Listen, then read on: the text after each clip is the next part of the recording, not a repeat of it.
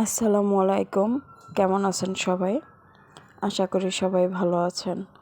Riyan studio and blog থেকে সবাইকে স্বাগত।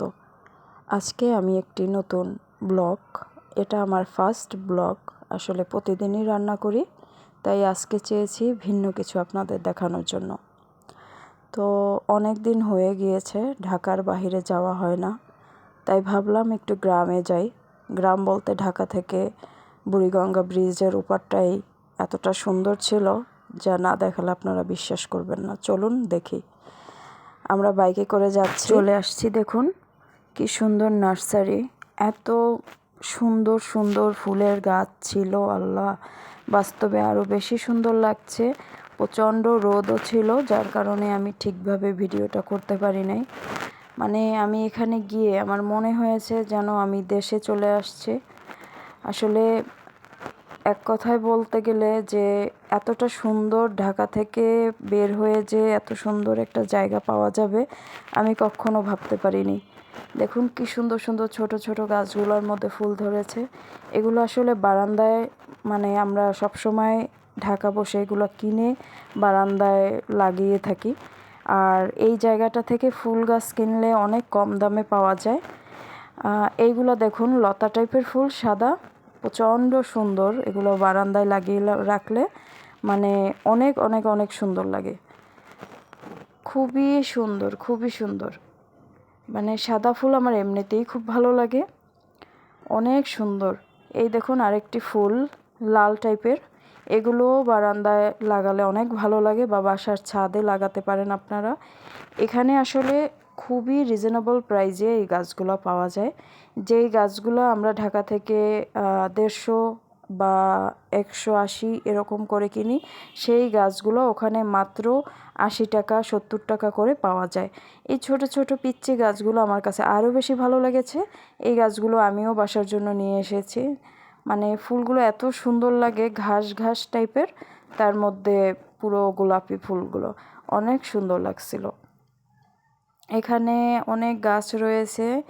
এই যে হাঁটতেছে একজনে, আমার বাচ্চা, আমার হাজব্যান্ড, এরা ঘুরে ঘুরে দেখতেছে। আসলে সত্যিকার অর্থে মানে আমি মুগ্ধ হয়ে গিয়েছি, এতটা পাগলামি করেছি যা বলার বাহিরে। মানে প্রতিটা গাছ মনে হয় যেন জড়িয়ে ধরি, কারণ ইট পাথরের এই দেয়ালে থেকে আর মানে ভালো লাগতেছিল না। তো খুবই ভালো লাগছে। আসলে আপনারা চাইলেও বুড়িগঙ্গা ব্রিজের ওপারে গিয়ে এই জায়গাটা দেখে আসতে পারেন। খুবই খুবই সুন্দর। রিয়ান আর কি বারবার বলতেছিল, আম্মু এখানে অনেক পোকা। হ্যাঁ, ছোট ছোট পোকা দেখা গিয়েছে, আসলে এগুলা ক্ষতিকারক না। তো চলুন আরেকটি জায়গায় যাই। এই জায়গাটি যে এত সুন্দর ভাই, মানে না গেলে বুঝবেন না। এটা সত্যি মানে মনে হয় যেন রং তুলি দিয়ে আঁকা একটা ছবি আপনাদের মাঝে দেখাচ্ছি। আসলে বললাম না, প্রচণ্ড রোদ ছিল, এর জন্য ভিডিওটা ওভাবে ক্যাপচার করতে পারিনি।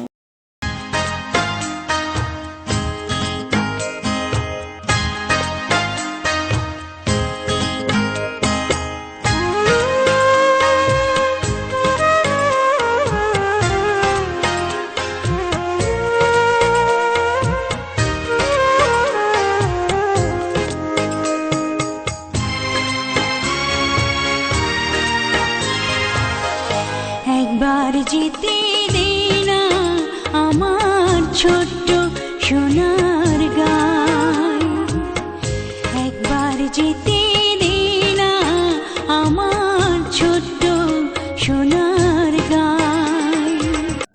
দেখুন কি সুন্দর নৌকো দিয়ে মাছ ধরতেছে। এই জায়গাটা মূলত মাছ ধরার একটা পয়েন্ট। আমরা একটু সামনে এগোতেই দেখতেছি এক ভাই মাছ ধরতেছে, ছোট ছোট মাছ। যাই হোক, অনেক ঘোরাঘুরি হলো, এখন একটু খাওয়া দাওয়ার পালা।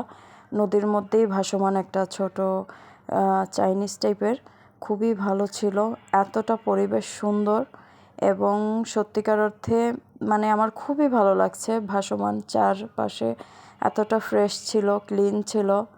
আসলে আমি ভয়েস দিচ্ছি, আমার ঠান্ডা লেগেছে, তাই একটু অন্যরকম মনে হচ্ছে।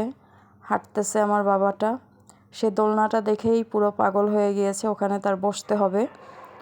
তো আমাকে বলতেছে, আম্মু ভিডিও করো। এই যে উঠে বসতেছে। স্টাইল তাকে কখনো শিখিয়ে দিতে হয় না, কখন কি করতে হবে ভালো করে তার জানা। দেখুন কি সুন্দর বসেছে। খুবই ভালো লাগতেছে। যাই হোক, এবার খাওয়া দাওয়ার পালা।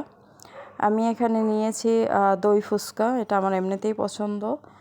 তারপরে লুচি, গ্রিল, এবং এটা হচ্ছে চাপটি।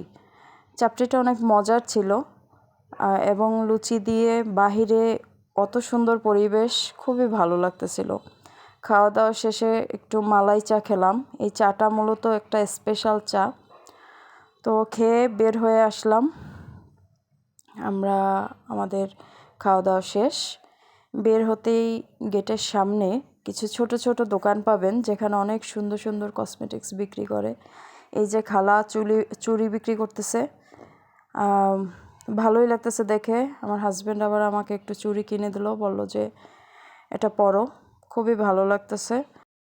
সবাই ভালো থাকবেন, সুস্থ থাকবেন। প্রতিদিনের মতন ভিডিও পেতে আমার চ্যানেলটি অবশ্যই সাবস্ক্রাইব করবেন। আল্লাহ হাফেজ।